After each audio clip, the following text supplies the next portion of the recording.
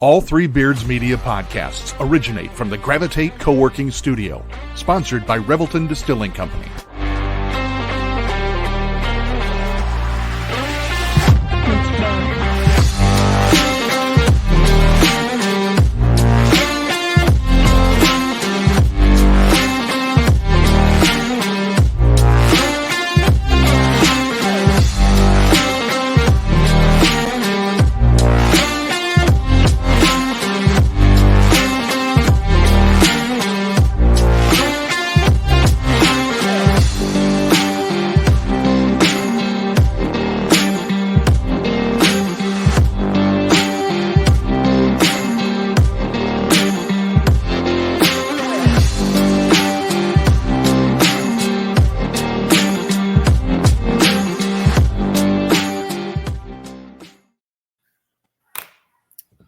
What's up, everyone? Welcome back. We are broadcasting live from the Gravitate Co-working Studio, and I'm sorry you had to see Jim's picture last, and that's the last thing that's in your mind. But that's the way the cookie crumbles. Save the best for last. So Ben's like the middle child. I'll take that. Yeah. How's it going, fellas? Good. Great. How's the last 2 weeks been? Good. I mean, we're getting right into the swing of things, right? Absolutely. Yep. Yeah, got tested a little bit on last Tuesday. That's for darn sure. That's we'll talk about that, baby. Yeah. We'll get into that. Just getting going. Battling injuries. Yeah, how's everybody feeling health-wise? I'm actually feeling a lot better than I was the first week or so of the season. I'm a mess. Yeah. We know. Would you please elaborate? Oh, I turned and planted at a game. It was probably Pella was where I first did it. And my right calf kind of popped a little bit. Didn't think a lot of it. I mean, going up and down the floor, we have our various issues every year, right? Especially the older we get, Jim. Yep. Icy hot, whatever, biofreeze, ibuprofen, kind of just your standard referee stuff, right? Well, kept getting worse. And then, as we'll talk about, we had a long game Tuesday night. Tuesday night. 3 long. Yeah, 3 long ones. And it cramped up, and I actually ended up tearing a portion of my right calf. So I got a kind of swollen leg and foot and bruising and trying to get through PT and got a new calf sleeve today. So just limping my way through it. Sorry. Carry me, boys. The silver lining is you have 2 calves. That's true. That's true. Speaking of carrying you, what's going to change now?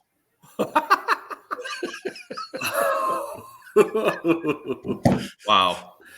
Hey, Jim, I just want to remind you who asked you to be a part of the crew.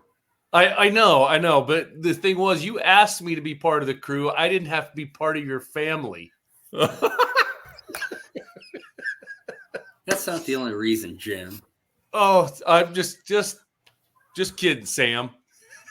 Does everybody know that Sam's related to me? They do now. I don't know. I wasn't really going to say it out loud, but you just did. So I guess they know now. What are we, second cousins or something like that? Twice removed. Yeah, I don't know. Yeah, but it's good enough to be on his crew, Jim. How about that? Love you, Sam. What a slow start for us. Talking about me gimping around and Sam being related to me. Oof. Yeah, it's all good. Yeah, we gotta get this thing going a little bit better than that. It'll get better. I'm excited for tonight. We have a really awesome guest coming on, and it's going to be a really good show. But last show was kind of fun, right? We had our families on, and we talked about, why we do it is because really we become a family, and then we have to give a shout out to the people that obviously are at home when we're on the road. But Ben, you had your 2 daughters on, and Jim, you had a granddaughter, and I had Missy and the 3 boys. It was kind of crazy here in my house, but isn't that normal? I mean, that's just a standard day. Pretty much, yeah. I mean, I got to lock myself in the basement right now while I'm doing this, but yeah. But if you see one of them just show up, don't be surprised. So I thought I could hear them in the background, maybe a little bit. You might be able to, you know, they're probably watching Disney and playing football and getting hurt. So nice. But and Jim talked about Fool's Rules last time. The 3 seconds in the lane. Yeah, it wasn't amazing. We still have people that during the last few games yelling for 3 seconds, even coaches. So, you know, it's going to be there all the time, no matter what. But hopefully we can enlighten people a little bit on these rules. I think literally, Jim, it was the first game after break, and you had to explain that to a coach, right? Yes. So yes. I guess the moral of the story is we need more fans, more parents, more coaches, more players watching our podcast. Absolutely. So everybody that's out there, make sure you're sharing this with everybody you know, because we're trying to help. We're just trying to help all of you. Yep.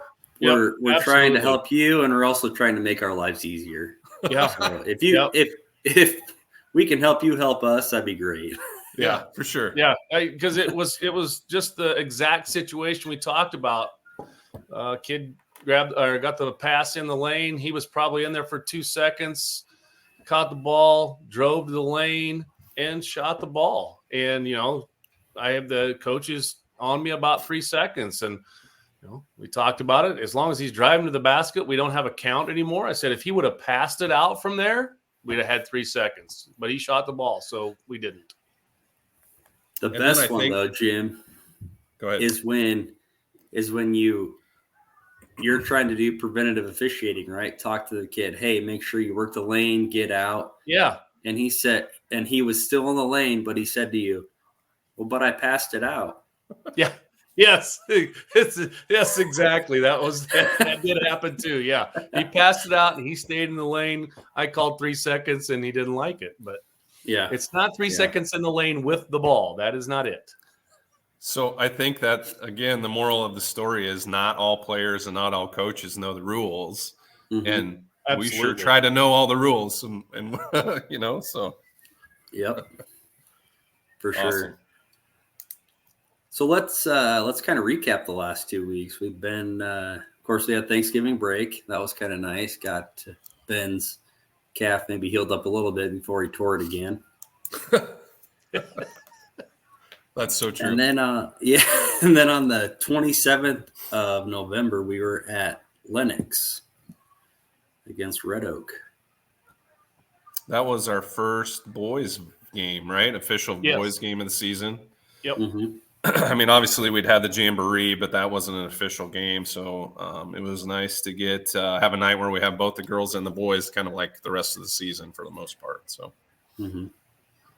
yeah. It was good. Both games I thought were pretty competitive, really. Fun night. Yeah, it was a good night. Yeah. Not much there. Popcorn? We did have popcorn. So popcorn ratings on that one, Lenox. Pretty decent, right? I mean, I had a 7.7. Sam was 7.6 and Jim was 7.8. So honestly, that's kind of a unanimous, pretty darn good bag of popcorn, really. Yeah. And we also had they were good to us. Chicken sandwich, Snickers, and a Powerade after. So props to them. Yep. Shout out Lenox.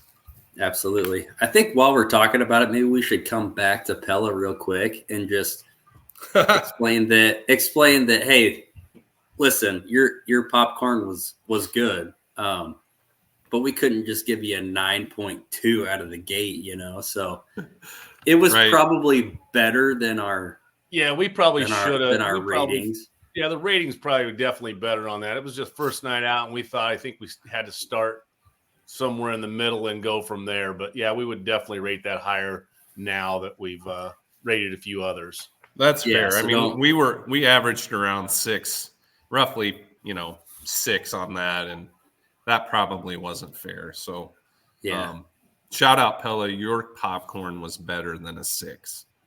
It was. But we had some really strong popcorns this week. I'll just say that. Yeah, we did. Yep. So it was good.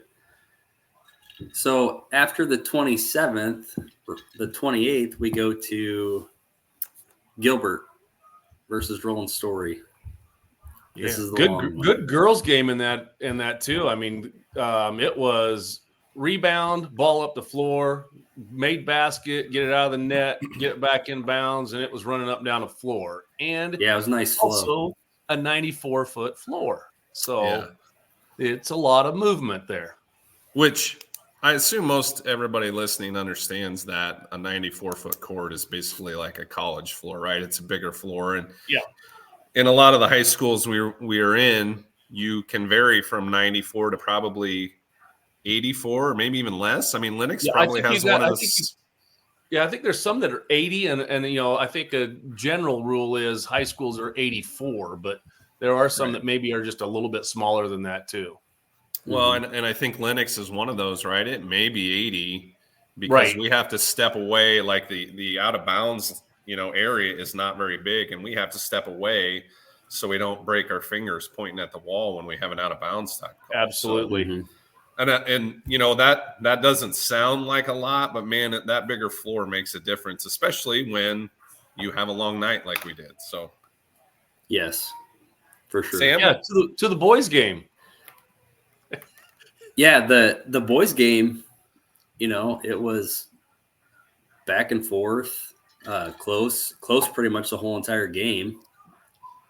And at the end of the fourth quarter, it was really close, as in like tied. And so we go to overtime.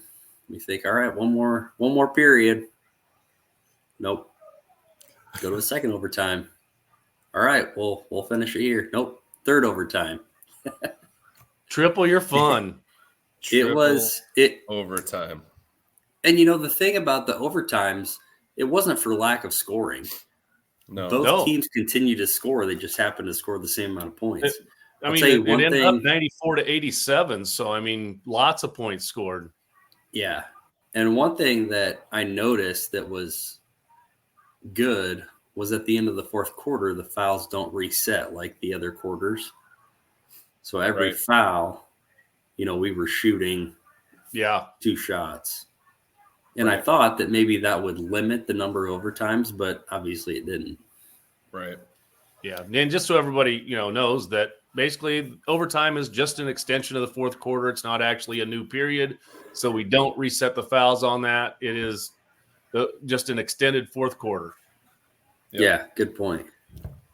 And with 3 overtimes, I think we did run into a couple kids fouled out, but not a lot, right? it was pretty good.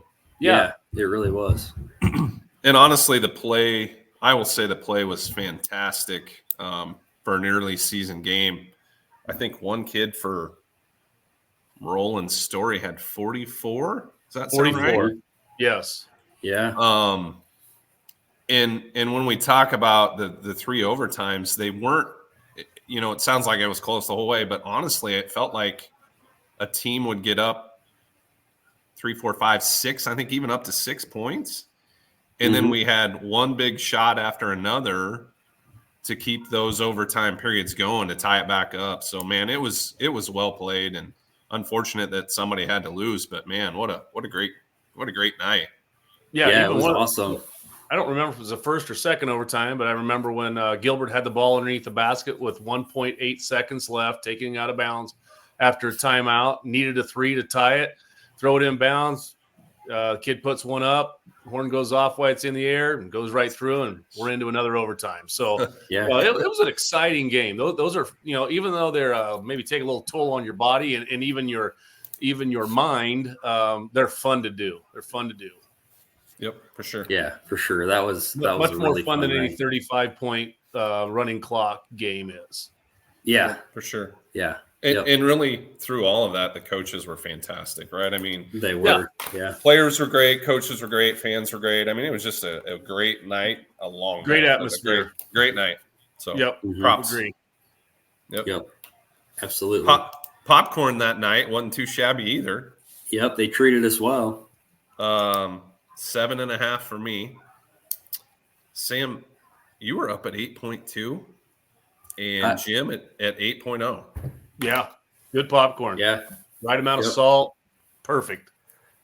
And wasn't he nervous about it? Didn't you mention we needed popcorn? And Yeah. you mentioned the podcast, and he's like, "Oh, yeah. Yep. All worried about it." And it turned out at that point, it was one of our highest scores, probably. I think it was up to at that point. Yeah. Yeah.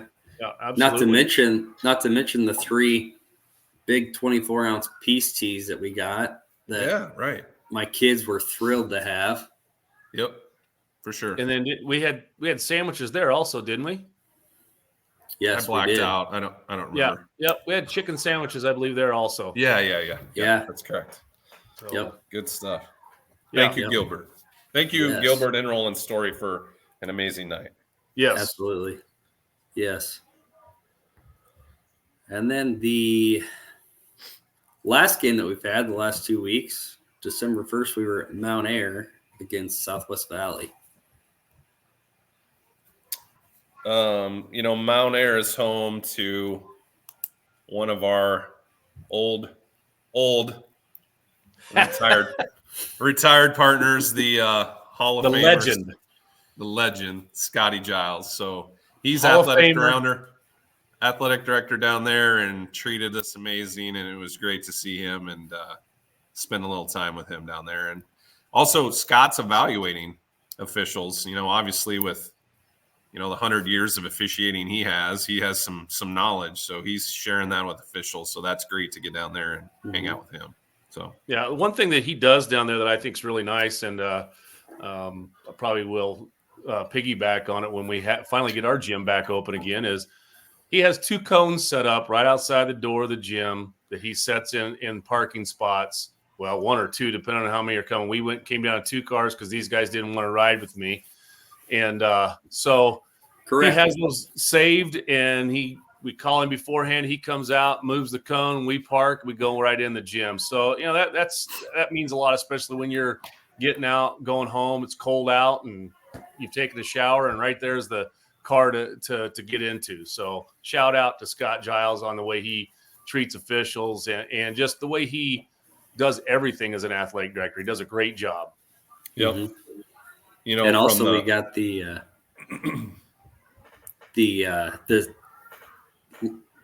postcards or the postcards from the student ambassadors. Yes. That was a nice touch too. Kids taking the time to handwrite postcards saying, "Thanks for being an official. Thanks for your time." Just that nice little gesture really makes it all worth it. So agreed. And that too was included, like that ambassador group had made us essentially like little gift bags that had cheeseburger and like a Slim Jim. And what else was in there? Condiments. Yes. Condiments were in Condiments. there. Had our names on them. It said Ben, Sam, and Dummy. Don't do it. And we knew which one was Jim. If I could smack you through the computer, I would. Well, you can't. Saint Pride, Jim. Go Saints. Oh my! So I hate you so much, but better get to the popcorn. Popcorn. Honestly, and this doesn't have anything to do with Scotty. This was legit the best popcorn we've had so far. The bar has been set, right? Set. Yeah. I went 8.6. Whoa. Sam 8.4 and Jim 8.5. Like, that's unanimous. It was delicious. And it's going to be hard to top the rest of the year, I think. It is. Yeah. But bar's been set. That's Scott, right? He sets the bar and and does everything to the best of his ability. And yeah, absolutely. Yep. Couple good games that night. Really have nothing negative to say about any of it. Just had a great week really last week. Yeah, coming back I from agree. Thanksgiving. A lot of fun. it really was. Yeah. Except for having to ride by myself down to Mount Air, but it is what it is. Ben and I didn't mind that one bit. Thanks a lot. Well, I mean, the weather was horrible, Jim. It was terrible. To be let's fair, move on, I'm tired of listening to you now. Oh, okay. Well, it's time for you. It's Fool's Rules time. Andrew? Ooh. They fooled me, Jerry. Yeah. So our Fool's Rules for today is going to be the block charge. Can't wait to hear Simple this. call. Simple call, Simple. Jim. It's the easiest call in the game of basketball. I mean, because Easy. basically all we do is flip a coin while we're out on the floor, and if it's heads, it's a block. Tails, it's a charge.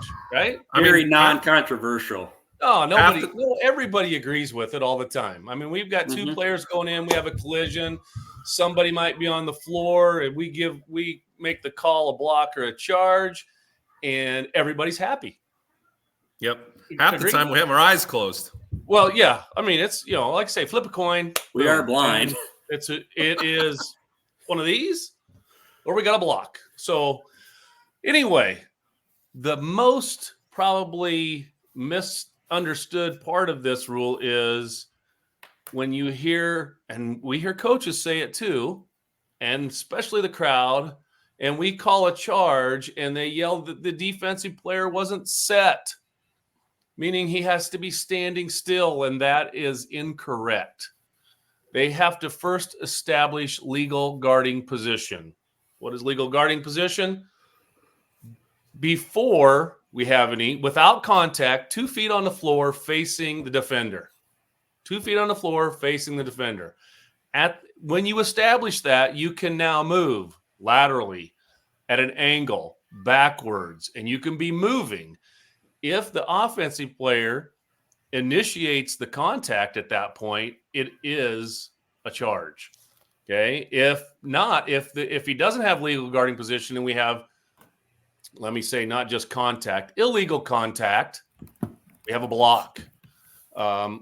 So sometimes it is difficult to make those calls. Sometimes we might make the wrong one, but we are trying to first officiate the defense.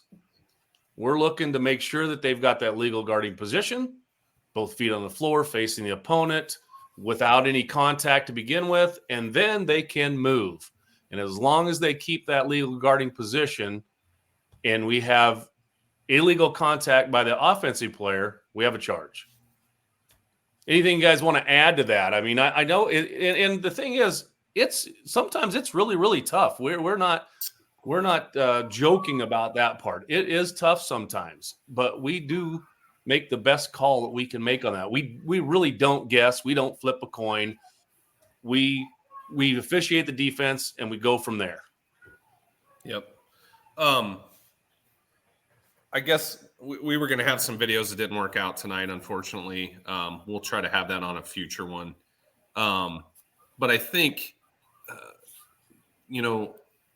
everything you're saying about moving and making a choice and all of these things, everybody has the benefit of seeing these as it happens generally, right? The crowd probably has the best view a lot of times. We are close to the play. Often the play is coming right at us, and we have to make a decision like that, right? Yeah. And I think, we talk about officiating the defense or maybe officiating the offense. And I think what I do personally for me is I'm trying to decide who initiated the contact. 1, is my defender legal? And 2, who initiated the contact? Absolutely. And that's what I try to do, whether it's right or wrong. That's up for debate, but that's how I try to simplify it so that I can make that choice in a split second and that leads me hopefully to a better percentage of getting it right than wrong. Right? Agreed. Right. Agreed. And another thing from an official's perspective is if you've got two officials who put their hands up and have a foul, make sure you make eye contact. Yeah, we do not want a blarge. And that basically means that one official is coming out hard with the block and the other one's coming out with the offensive foul. And now we've got a double foul situation. Right. Because and that's what we talk about. There's double whistles in a game.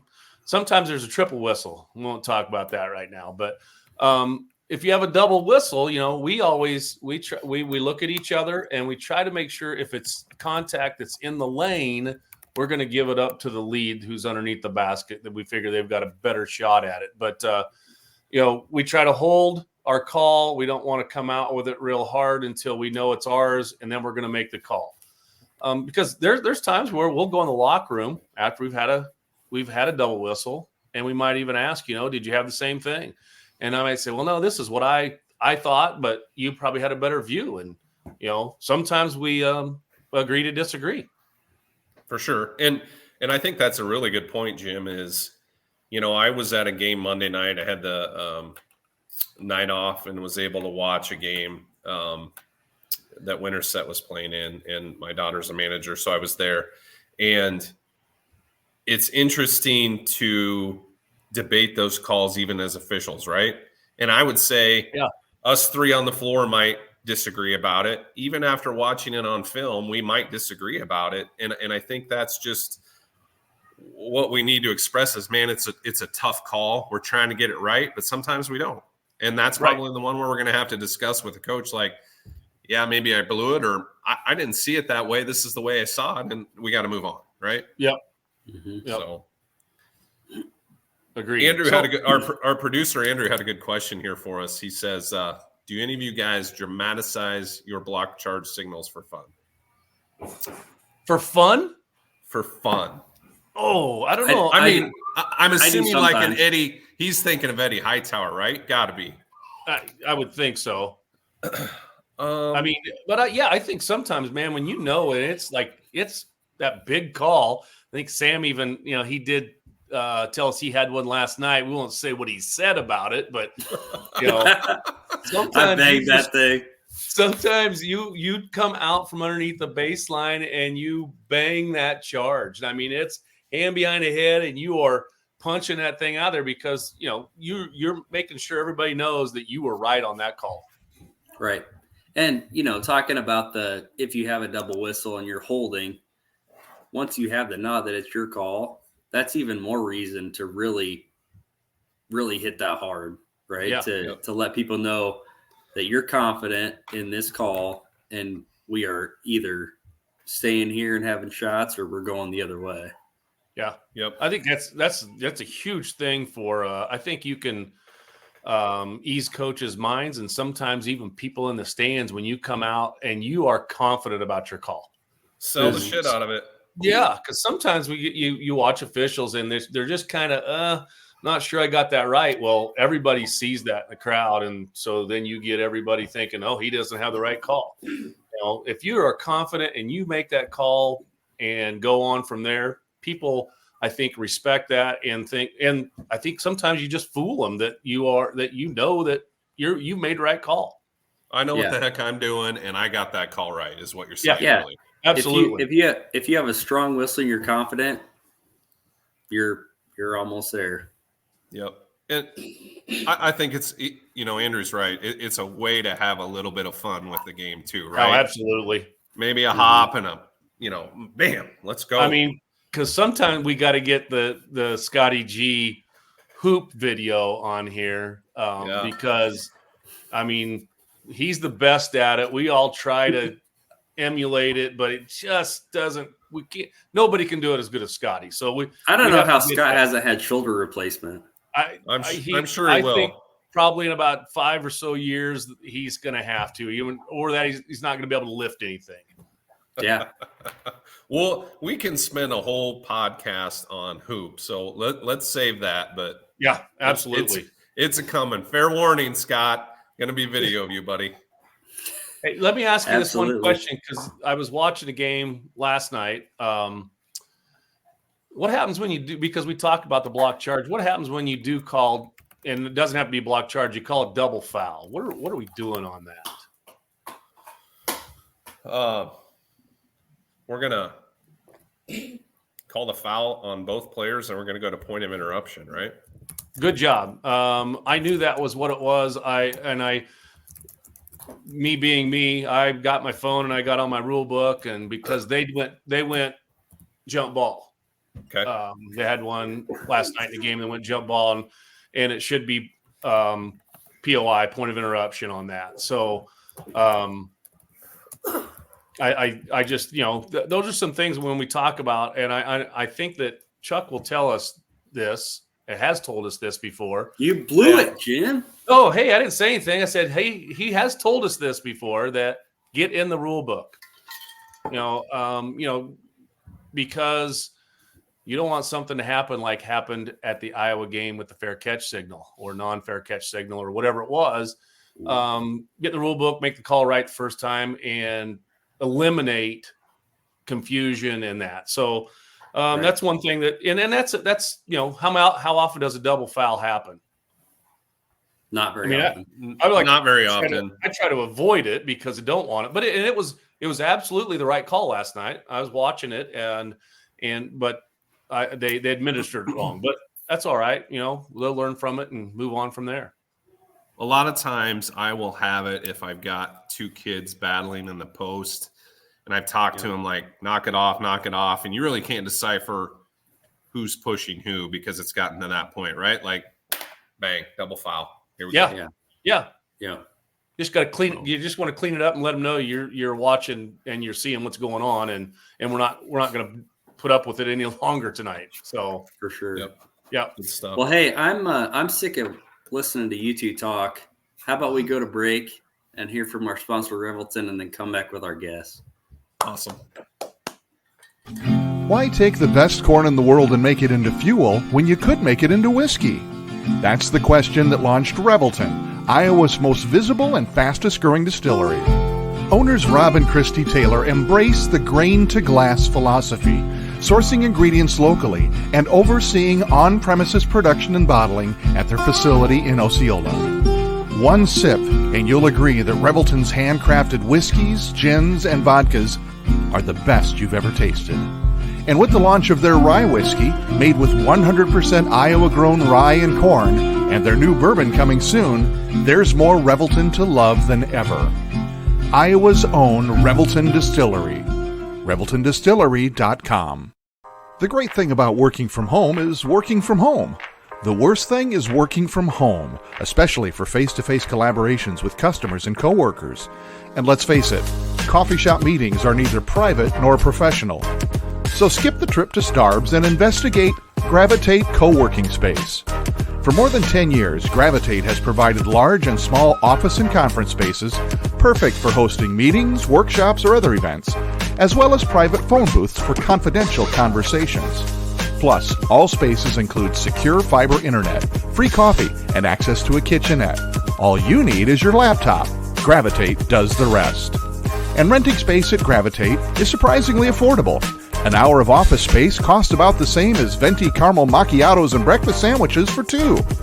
Daily and monthly rates are also available with no long-term commitment. Learn more at gravitatecoworking.com.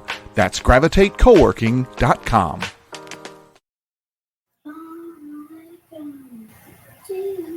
That Gravitate All right, Co-working sounds really good.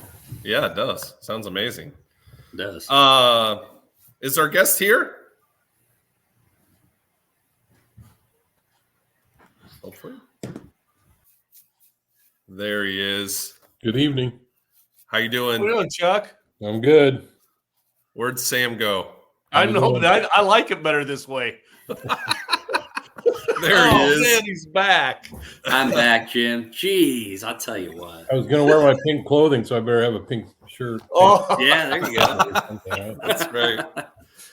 Well, everybody, I want to introduce Chuck Brittain, who's here with us. He is, I believe, is your official title the coordinator of officials for Yes. the Iowa Girls High School Athletic Union. Yes. Awesome. And, Chuck is kind of the godfather of the officials. He does a ton with preseason meetings, in-season stuff that we get, evaluating officials, assigning officials to tournament games. I mean, I'm sure there's 1,000 things that I'm not even thinking of, but it's a lot of time and it's a lot of effort, and we appreciate that. So, Chuck, welcome. Thanks for joining us tonight. Mm-hmm. Thanks. For a moment there, I thought maybe you had been drinking with your sponsor. Oh, I am. With that introduction. I mean, if you're not supporting our sponsors, you're not doing it right. This is a little scary for me, so I'll do my best. All right. Oh, you'll do just fine, Chuck. It Sam feels can different. handle it. Anybody can. Yeah, that's right. It probably feels a little bit different, like we're evaluating you a little bit tonight, which is, the opposite of normal when you're at, watching us, right? Yeah. Well, So let me Chuck, tell you real quick. So I saw Chuck last night, and his feedback for me was, "You're beyond help." Yeah. I've been telling you that all year. And I said, you know what? I've heard that before. That is true. I realize that you don't do a little hop like Giles, so I figured you're on your own. Dang it! I mean, Scotty had 40 years of experience. I mean, it just doesn't come overnight. No, He's a dandy. Yeah. He's a dandy. He's the best. Yeah.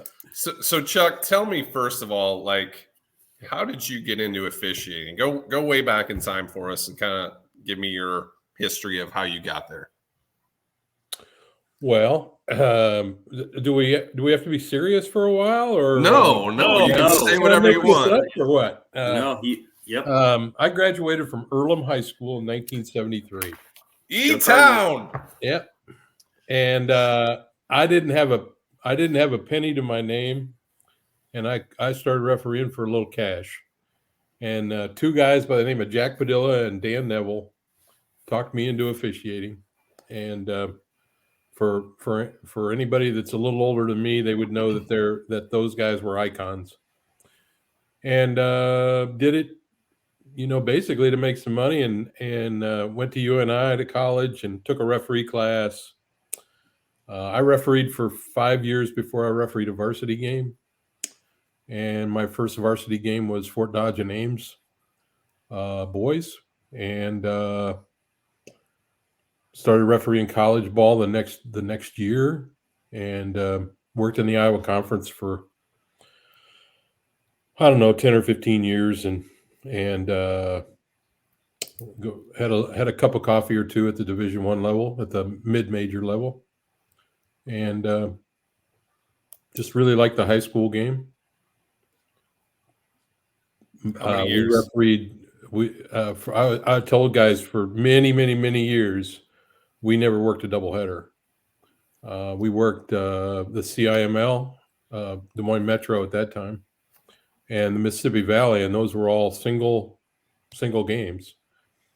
And we worked a ton of games at East and Lincoln and North, and that was back when they filled the gyms. I was telling somebody last night, or not last night, on I forget now, they all run together, but I think it might have been Friday night. I was at Marshalltown, and I told somebody that last time I was in Marshalltown, they played Ames, and it was 2-person at that time, and I don't remember what call we had. It was Hoiberg was playing for Ames. I remember that. And we made a call at halftime, and for the life of me, I don't remember what it was, but that place was packed, and everybody, it wasn't like half, it was everybody was booing. And they weren't sitting and booing. They were standing up and pointing and booing. I can tell you, there is no better feeling in the world than that. It was awesome.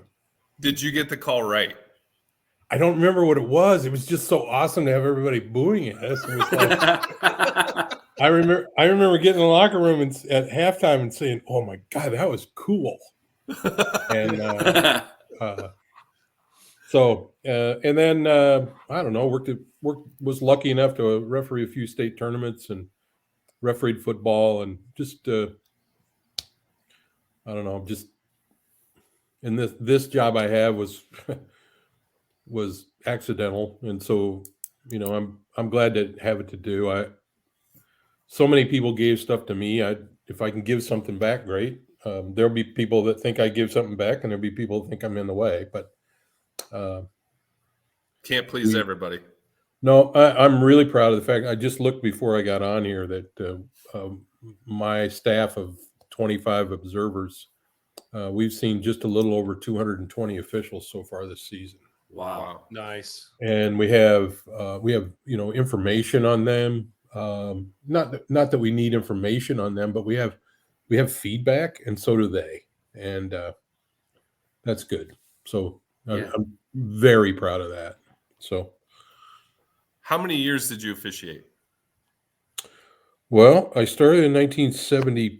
Would be the season of 74. So I just got a 50-year plaque. So I think 50, or not 50. I think 44. Nice. Years. That's awesome. More in football than I did in basketball. Okay. And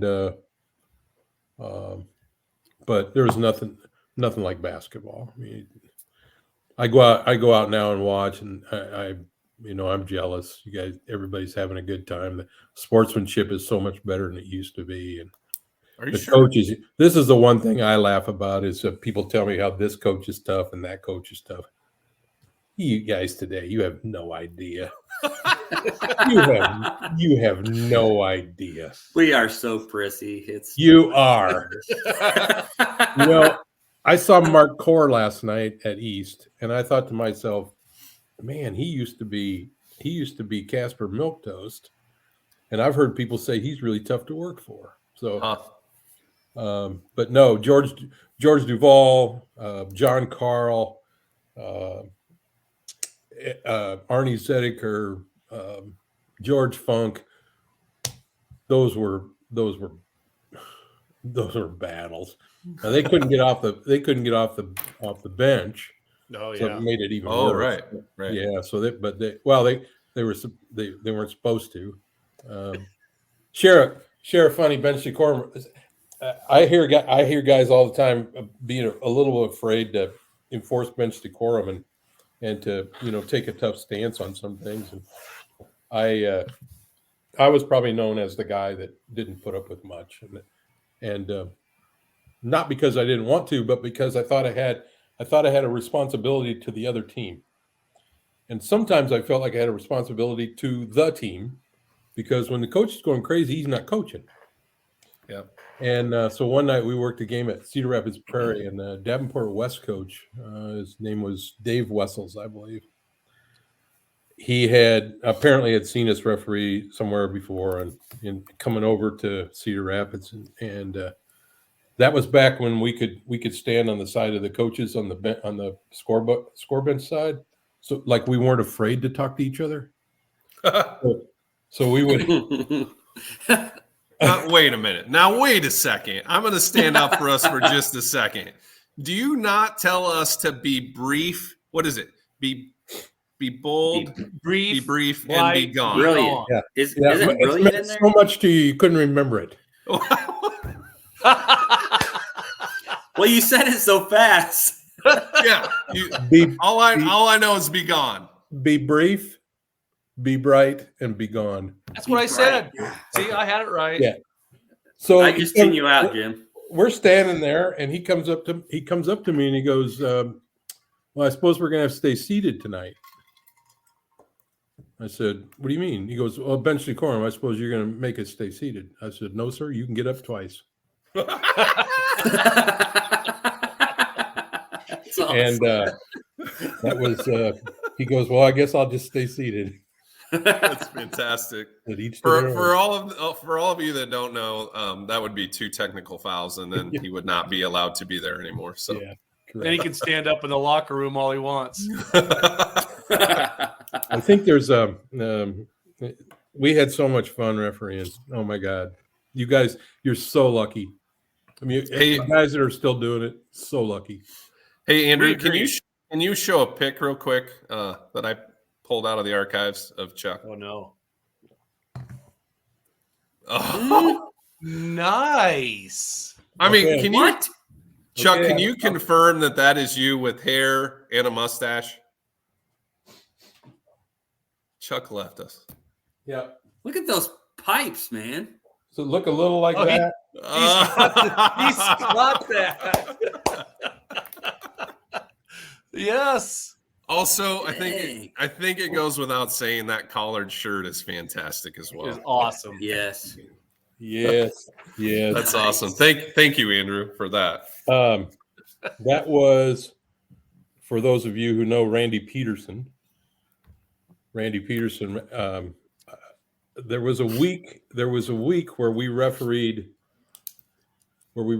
3 games, and they involved the top 6 rated 4A boys basketball teams, and Randy Peterson was at all of them. And he wondered, where in the hell are you from? I said, well, I live in Decorah. And he goes, what are you doing in South Des Moines? I said, well, I want to work good basketball. And right now we don't have a lot of college basketball. And so high school basketball was it. So that was how that happened. So, yeah. What are your Yes, I do. People said I look like a porn star. Fine. I will. Andrew, flash that up one more time for me, real quick.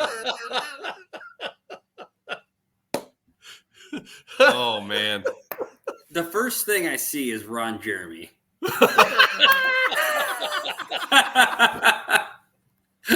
But better looking.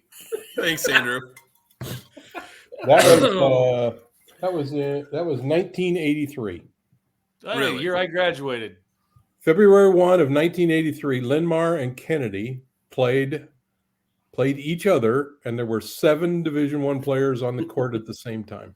Wow. Holy cow. Yeah. That's awesome. Wow. And we did it 2-man, just an added tidbit. I did a lot of that too, Chuck.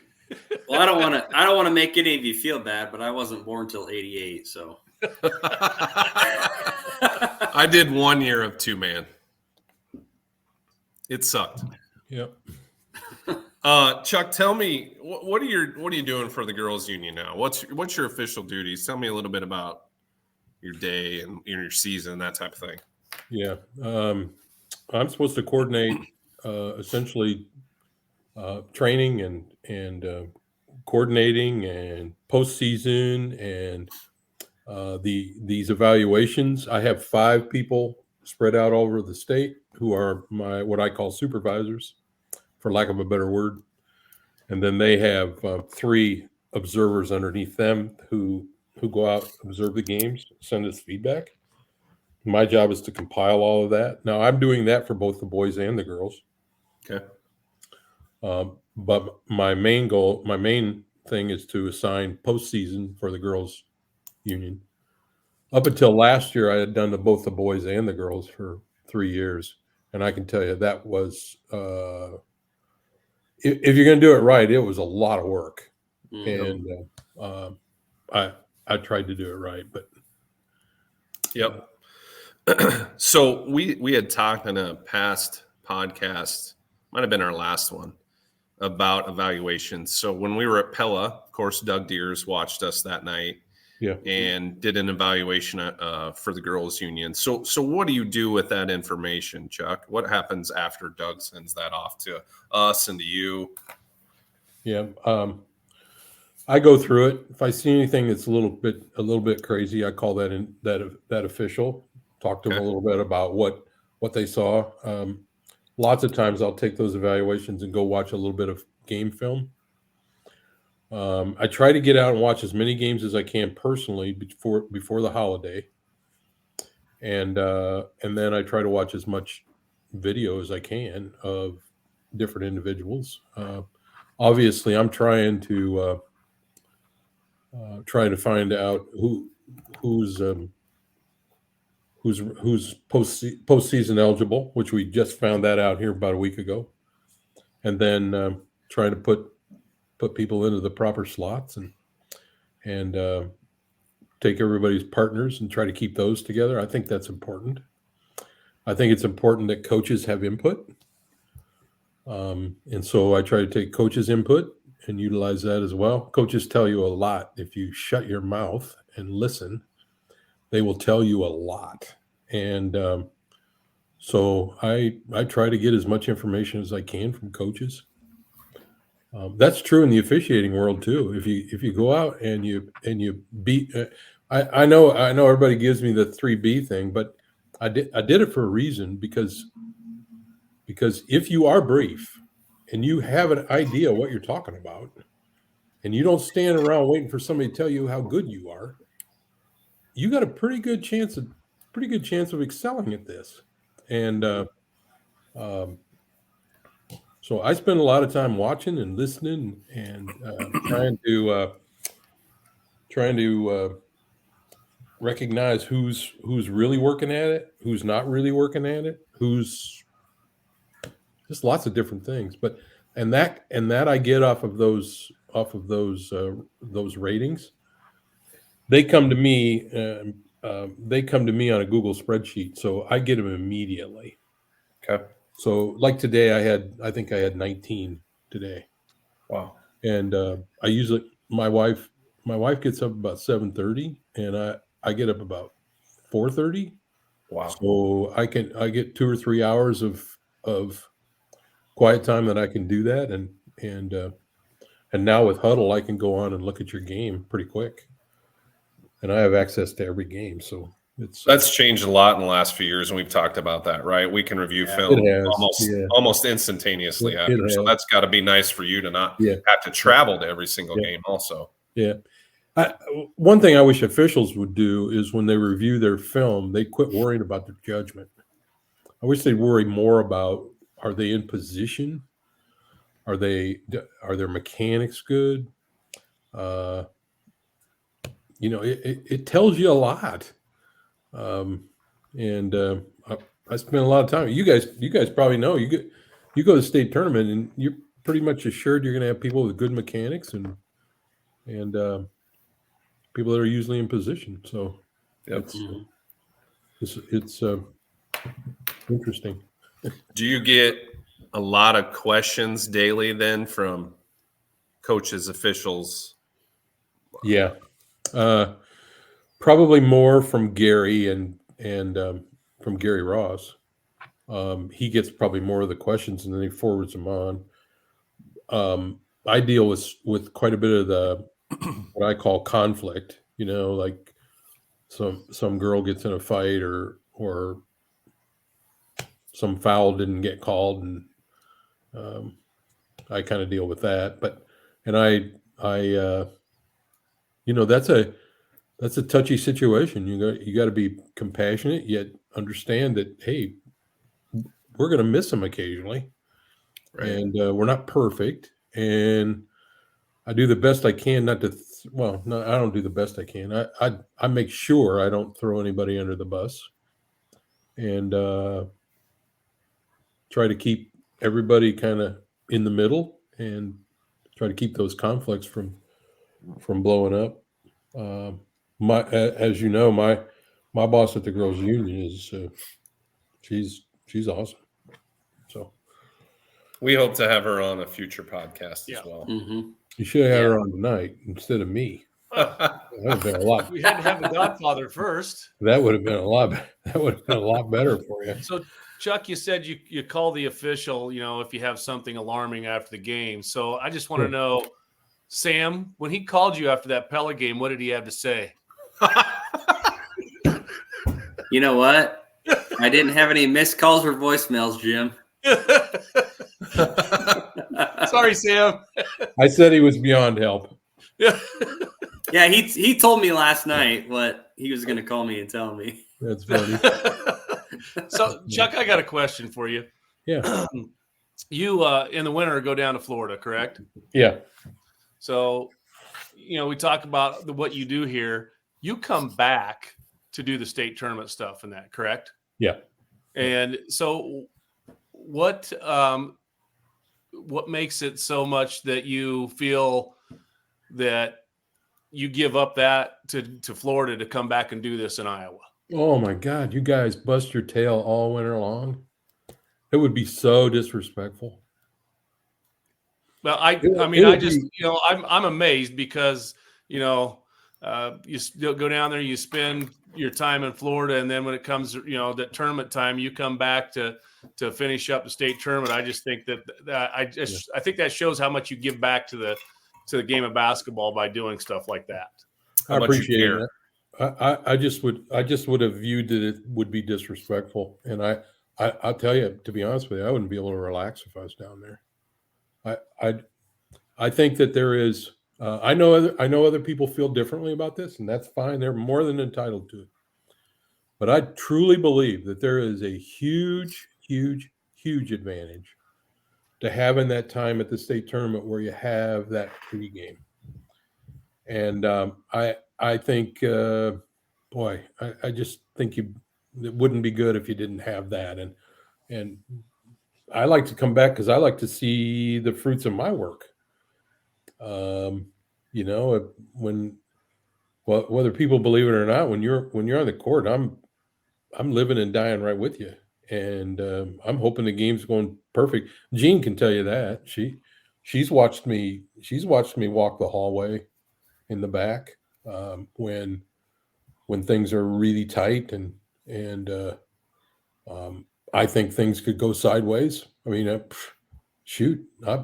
my refereeing shoes are on when you guys are working.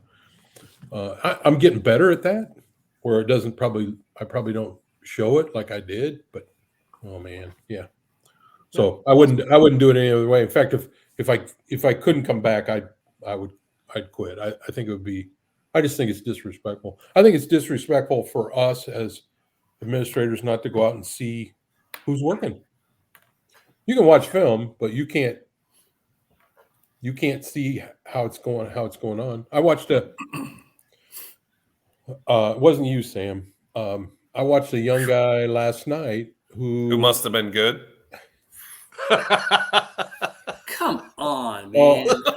Well, I could change my story, I guess. Sorry to interrupt. I watched a young guy who tried to convince a coach of something last night while a free throw was going on, and he forgot that after a missed free throw, there was going to be play, and he's still standing there talking to the coach. And it's like, I just think that's what I can offer, I think. And so we visited about it. I wasn't going to stay as long as I did, but I stayed until they were available and just shared it. It is all business when you're out there, because you can't have any fun if you're doing a lousy job. Right. Well, we've talked about it. Ben and Sam and I have talked about evaluations are great for anybody. We talk about it. Teaching, I always remember being when I was at the elementary teaching, and some of the teachers would get so nervous because they were being evaluated this week or whatever. And yeah. I just always felt that, first of all, if I'm doing something I'm not supposed to be doing, I'd like for somebody to tell me that. Yeah. And if I'm doing something good, I like to hear that stuff too. So, yeah. It can only make us better at what we do. If we really want to be at the top of our game, being evaluated is always a good thing, never a bad thing. I'm really proud that we have a lot of really experienced officials who are observing, and they're not working. I used to see that a lot, where the person evaluating was also working, and it I don't know, it wasn't clean, and so now you can not like it, but at least they're not gaining any advantage, and I just think it probably looks more ethical in my mind. I agree. So funny stories. I don't have any funny stories. Well, I do have, but probably shouldn't tell those. We won't tell any of those either. How many people are watching this? Because I do have one thing I'd like to say. Next Wednesday night, we're going to do a statewide webinar, and if you have a play or you have a question about a play, if you want to email it to me, that'd be great. We'll try to answer it on the webinar, and we've got a few clips that we're going to try to show. I understand the last Zoom meeting was a struggle, so we're going to try to make this not a struggle. But if somebody has any things for that, any ideas for that, I appreciate it. Oh, awesome! Okay. And What's your that's best? gonna be just me. So sorry.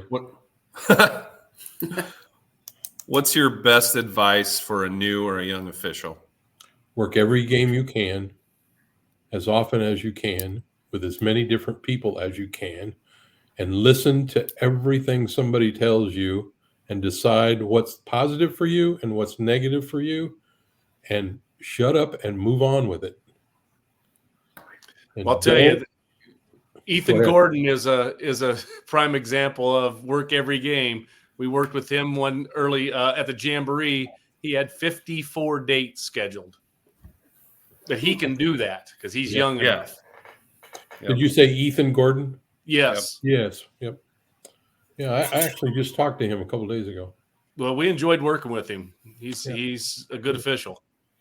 Well, and that's the one thing I would tell people is that, and we've been saying it, Pete and I've been saying it for years, but there's a lot of really good young officials out there, and they just need time.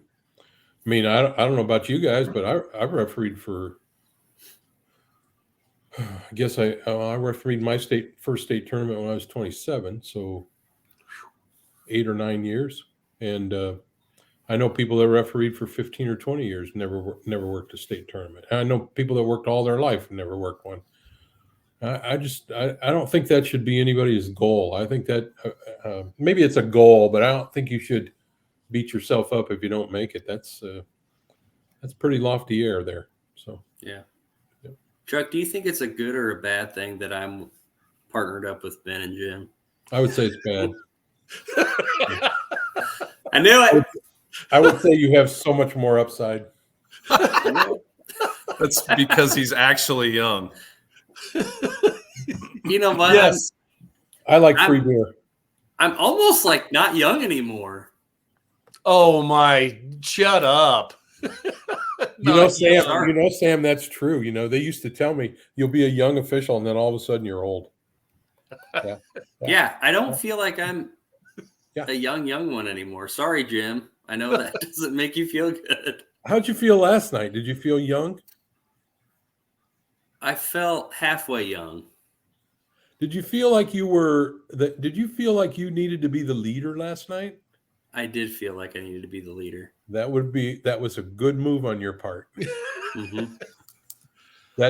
Those guys are pretty good officials. They are. Absolutely. That's one of those deals where a little cleaner mechanics, and they're pretty solid. Yeah, it was a good night. Yeah, really was. Yeah.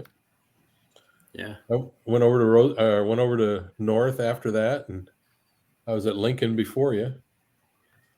Okay. Wow. And 3 games in one night. Yeah, it worked out pretty good. I got to watch a half, and then I got to watch a little over a quarter, and then I got to watch a half, and then I was home at 11. So nice. Yeah. Did you have any popcorn anywhere? I did. I had popcorn at North. Yeah. And was it good? Do you follow my X account? I don't know if I do. Okay. Oh, we will now. Either. I always put the popcorn on my X account, and share who has good popcorn. Right now, New Hampton High School has the best popcorn in Iowa. What? You're gonna have to get us a game there, I guess, next year, so we can rate their popcorn on our podcast. There you go. I've tried to get some of you guys to come up and work games, but You seem to always have a better offer. Oh. Some of us have jobs that don't allow us to travel for 3 hours a night. Mhm. Yeah, who's your boss, Ben? Yeah. He's an asshole. I'll agree with I that one. I don't know.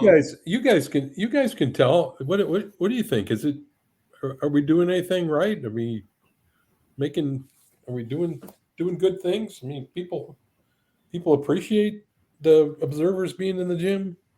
Oh, we do. Yeah, we do for sure. Yeah. Okay. I think. Go ahead. Go ahead.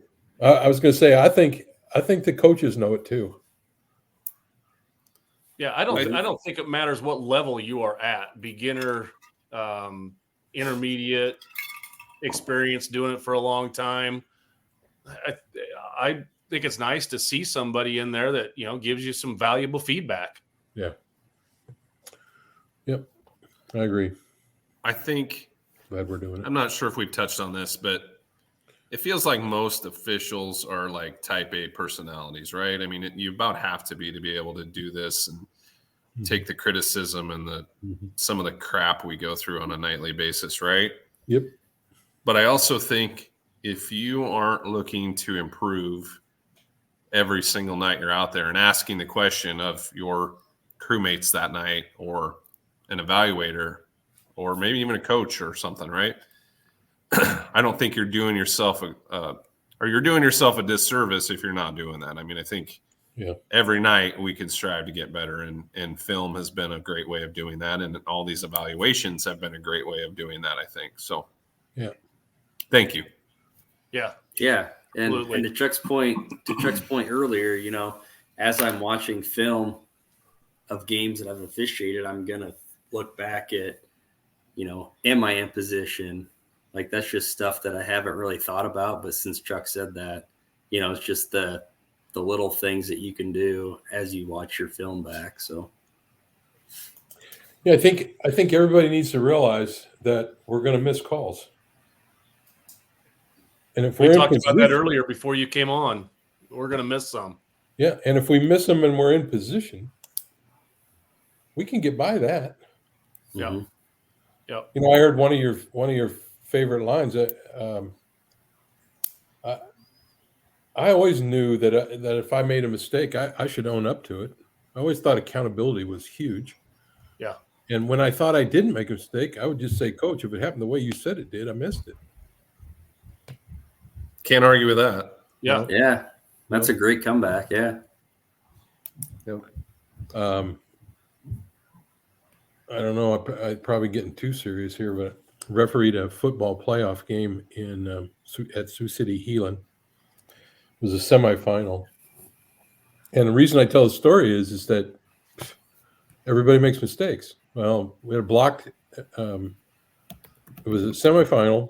Valley was ahead of Heelan, and they were going to kick to go up by 4 points, a field goal. Middle of the fourth quarter, and kid goes to kick it, and Heelan blocks it up over his head, takes a big high, it goes high in the air, lands on the field, and takes a big bounce, and this kid catches it in stride, headed for the other goal line. The only problem was that the referee on the game blew his whistle.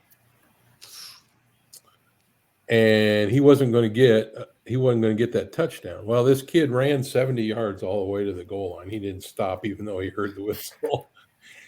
And I just wanted to take a shovel and crawl in that hole. I really did. So we bring it back. My umpire is standing around. He's not being brief. And I said, Gary, sit the damn ball down. Let's go. So I mark it first down, Heelan. My wing guy blows his whistle and starts to run in, and he goes, hey Chuck, Coach Malsum, who for those of you who know Jenny Malsum, her husband Joe was the head coach of Heelan, who I did not know at all. So he goes, Coach Mawson would like to talk to you. I went, no kidding. So I went kind of over a little bit of jogging over to the sideline, and I'm thinking, what am I going to say to this guy? I have no idea what I'm going to say to him. And he starts to go crazy. I said, whoa, wait a minute. I did not come over here to listen to you. I came over here because you're going to listen to me. I said, here's what I had, an inadvertent whistle. I have no idea why I blew that whistle. None, but I did. You're not getting the touchdown. You're going to get the football where you recovered it. And we're going to go first down. We're going to go first down your way. I said, now you have 30 seconds. You can do or say anything you want to do to me. But when that's over, we're done. I'll never forget it. He looked me square in the eye and he said, how can I argue with that? Nice. Good story. So I start to head back to the middle of the field. Well, actually, I said to him, I said, we good? He goes, we're good. I head back to the middle of the field. And about halfway, he yells, Chuck, come here. So I turn around and I go back and I said, yes, coach. He looked me square in the eye and he goes, you better hope we score. And we went back and luckily they did score a touchdown and they won the game. But man, you talk about stupid things. And when I'm watching officials, those things go through my head. Everybody has them, and it's how you deal with them. So anyway, how many officials you got this year? Do you know, like varsity level or? Yeah, there's right at 1,700. There's right at 1,750 that are registered. I believe that's about 125 more than last year. Awesome. I think. Wow. And That's great. the part that's the best, in my opinion, is that when I started doing this 6-7 years ago, we had 330 some people that were eligible for postseason. We have 505 this year. Wow. And some of it is that I think it's a little more clear on what you have to do to be postseason eligible. Mm-hmm. And I think the Dragonfly change was really good, where you can put your schedule in all the way up through January if you want to make changes, that kind of thing. Although I don't think that's that big a deal, but at least giving you the option to do it. So, can you tell our listeners a little bit about how you narrowed down that 500 and some tournament eligible officials to your first round game, second, all the way down to the state tournament? There were 635 officials who wanted to be in postseason. There were 505 who had a recommendation from a coach or a school. So that means the coach or school said they were a good official, basically. They would like to have them in a tournament game. I'd like that official to work my postseason. Okay. I think that is worthy of at least a notice. Obviously, I can't use 505 officials because there's not that many spots. And then I start to pare it down. And some of it might be there's a really good official who's worked for 3 or 4 years, and they started out with one recommendation, and the next year they have 2, and the next year they have 3. Well, they're going in the right direction. And they may need to be paired with 2 veterans. I'm trying to do more splitting with early rounds because there's a lot of reasons for it. And you want me to tell you what those are? Yeah. Okay. Yeah. Okay. Do it. Reason I do that is that I remember when we were working early round tournament games, sometimes they weren't like we weren't that excited about where we were. And I think if you take a veteran and put them with a couple new people, all of a sudden you have 2 people that are really excited, and you have a veteran who is given an opportunity to help somebody. And so And maybe there's less worried about what the actual game is that they're at, and more about how can I help this guy or this gal. But speaking of gal, or speaking of ladies, I'm really proud of the fact that we've got about 50 females that are licensed to referee, and I think we have 13 that'll be working postseason, Nice. which I'm very excited about. And we've really done a good job, I think, of identifying new people, new high quality people, and moving them forward. So the schools and the coaches do a really good job of letting us know who's doing a good job. So How many officials make it to the state tournament? 60. This year it'll be a little different because we're going to have bench official for each day, for each game. Okay. So there'll be 60 on the floor, and there'll be 4 bench officials. Four bench officials on Monday, Tuesday, Wednesday, Thursday, and then 2 officials who worked on the floor will be bench officials on Friday and Saturday. Okay. So if we have on the championship games or that kind of thing. So Gotcha. yeah. 45 officials will work 2 games and 15 will work 1. Okay. And we'll probably bring in, I don't know, we're going to try to bring in 60 new guys this year and get rid of the old lot, bring in new people. Yep. Sorry, Jim. Well, I guess that's all the time we have. We'll see you later, Chuck. I like to if somebody's worthy, I like to rotate, and I don't necessarily like how it is. I'd like to do maybe some more juggling, but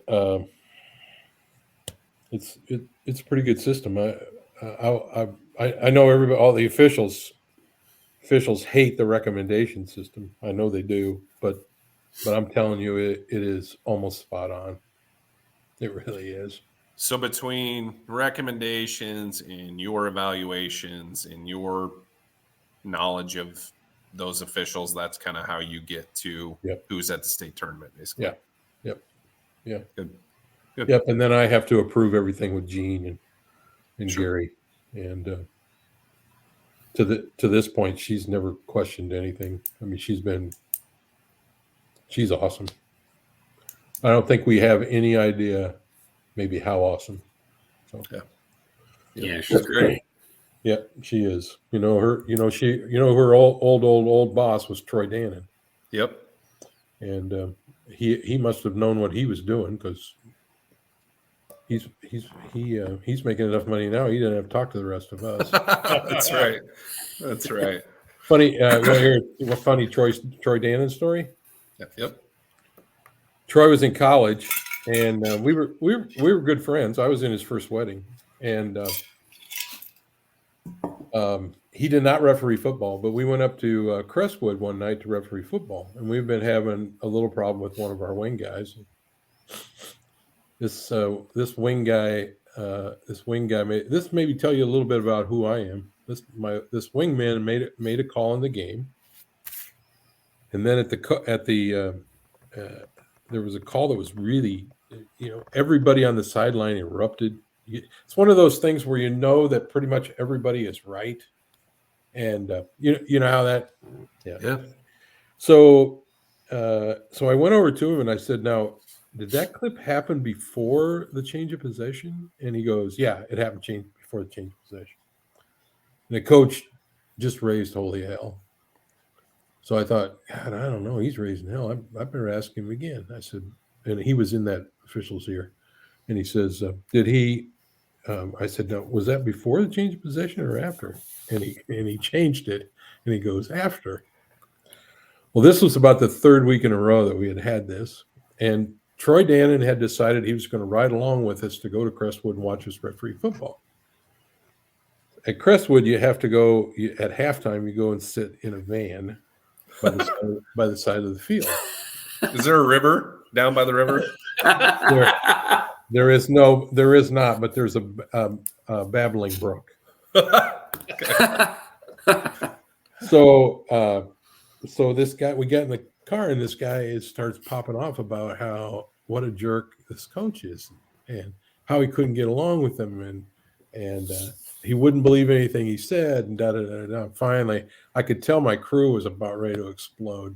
So I just turned and looked at the guy. I said, I don't know about all of that, but I do know this.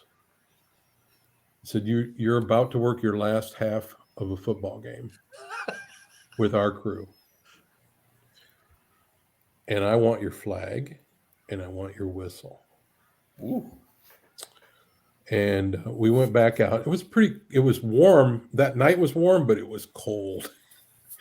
And we went out and we drove. We finished the game and went fine. We didn't have any stupid calls on that sideline. And we got home to Cedar Falls that night, and I had dropped this guy off, and I turned to Troy. I said, "Hey, have you ever worked football?" He goes, "No." I said, "You're not licensed?" He goes, "No." I said, "Well, what are you doing next Friday? Because I need a guy."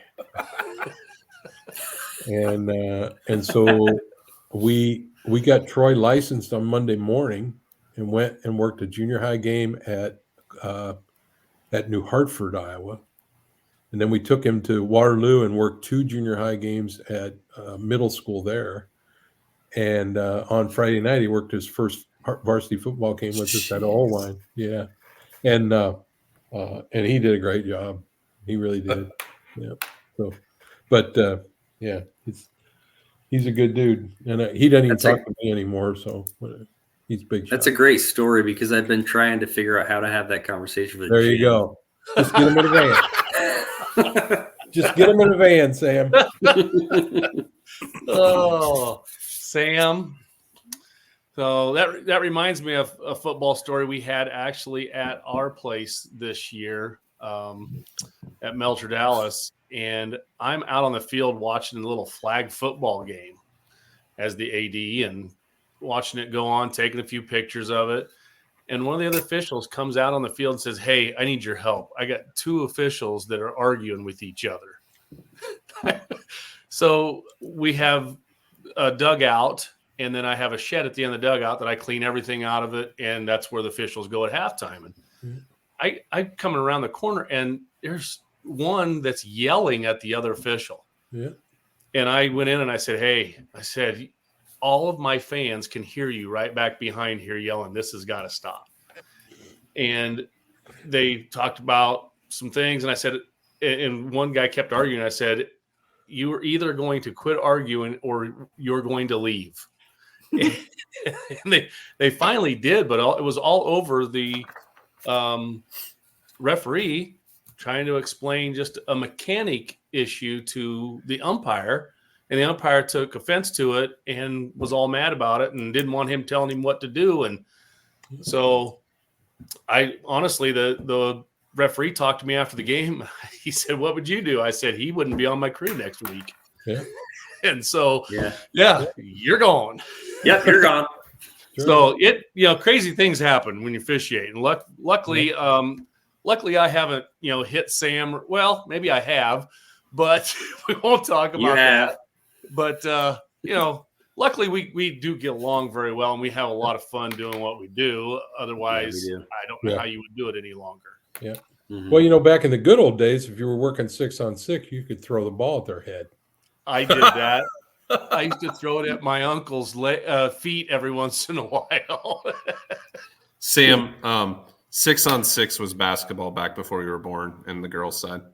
And okay. I wasn't familiar. Took it out of the peach basket and then threw it up to the other official, who bounced it to the person at the center court. So that's when you were whittling your whistles out of dinosaur bones, right, Jim? Yeah, you got it. Yeah. All right. Do you guys have any other questions for Chuck? No. Just glad you came on here. Absolutely. We appreciate it. Some wisdom. Thanks a lot. Chuck, I got one more for you before you go here. Right. What's your favorite officiating moment? My favorite officiating moment, like when you're officiating. For you. What's your favorite moment that you've had? My favorite moment was calling an offensive foul on Kevin Duckworth. No kidding. Yeah. Did he like the call? He did not. They never do. That was back when they played Eastern Illinois played at Northern Iowa in the Unidome. And when Kevin Duckworth would come down and set up in the post, it was like an eclipse. I bet. He blocked out all the light. He was so huge. Yeah. Yeah. And that's probably my favorite moment. That's awesome. That's awesome. Well, thank you for joining us tonight. We really appreciate your time. And I think we could do this again if you'd be willing to come back again, and we could go another hour easy. So we appreciate it. I'll have my agent give you a call. Sounds good. Perfect. And officials, don't forget, next Wednesday at 6:30 will be that webinar. So hey, let me do one more story. Yeah. You remember Johnny? Oh, you guys aren't old enough. Remember Johnny Orr coaching at Iowa State? Of course. Oh, yeah. Okay. Remember his assistant, Charlie Harrison? Mm-hmm. Okay. He had a little peg leg. Yep. Okay. Well, Charlie Harrison left Iowa State and went to Eastern Carolina. Okay. Okay. He was the head coach at Eastern Carolina. Eastern Carolina played Western Illinois. And Randy Bruns and myself were assigned that game. And I don't know what Charlie Harrison said, but he said something that Randy was one of those things where Randy kind of wanted to say, well, that's a dumbass thing to say, except he gave him that little wry smile. Charlie Harrison went off. He went off. He goes, this is my livelihood. You're laughing at me. I can't. Went crazy. Game got over, and he chased us to the locker room. And he was doing his best Chester impersonation running across that court. And we got in the locker room before he did, and he stood out there for 5 minutes banging on that door. Holy cow! You had to be there to see it, but if you know who Chester was with Matt Dillon, that was Charlie Harrison. That's fantastic. Good stuff. Oh. Well, thank you again for joining us, and I'm Yes, sure we'll thank see you down the road. And thanks for everything you do for the officials here in the state. Yep. Thanks, Chuck. Thank you, guys. Yep. Appreciate it. Have Thank a you good very one. much. Thanks, you too. You too. Keep up the work. We'll try. We It's will. tough with Jim. Am I out of here? I think You're so. out. Andrew, Do you take me out, or do I take me out? well, go ahead. Kick yourself out. There we go. He's gone. He gone. Oh, he gone. You go. Well, wow. I mean, Whoa. we're at an hour and a half. Fantastic. Yeah, we could. Yeah, we could go longer with Chuck. That's awesome having him on. Yeah. Tons of stories. Absolutely great. Appreciate what he does. It's a good thing we didn't have those videos tonight, because we'd be at 2 hours. Yeah. We probably lost all our viewers by now. Yeah, but, they're probably like, we can't listen this long to these guys. Yeah. can't you guys stand got looking at anything Jim else? looking through his I can't. bifocals like this. I can't stand looking at Jim either. Hey, Sam, knock it off. All right. Really, Well, we just next- need to touch next on our week, upcoming schedule. Yeah. Yep. I don't Yeah, think you I'm wanna- working with you guys next week, right? No, we got rid of Jim for a little bit. He has to actually work I at have, his I have two job. home games next week. I'm sorry. No, you don't. They're at Southeast Warren. Well, they're home games, but they're at Southeast Warren. Sorry. So, Jim, you kind of start and finish these 2 weeks before our next podcast. We have you Friday with us at ADM against Bondurant Farrar. That'll be a fun night. And then our last game, that Tuesday before our next podcast, we're at Panorama, and you're back with us then. Panorama and Woodward Granger. Got it. And then Sam and I have got three other games in between there, where we're going to actually Audubon on Saturday. That's This Saturday's Elkhorn. Elkhorn, isn't it? yeah, Elkhorn, Exira, and now Audubon on the girls' side. They joined because I think Audubon had low numbers. Oh, gotcha.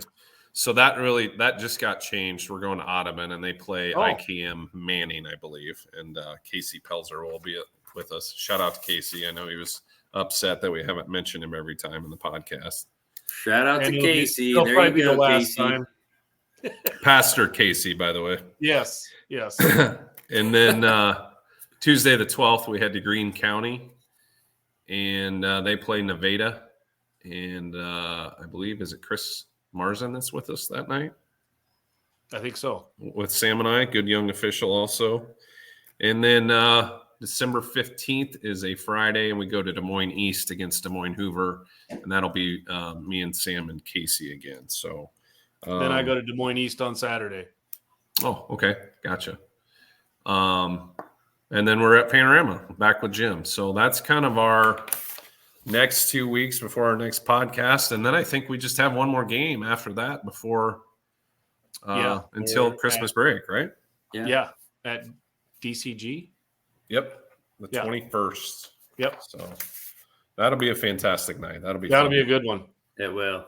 Yeah, for sure. Okay. Well, hey, you guys got anything else? That's it.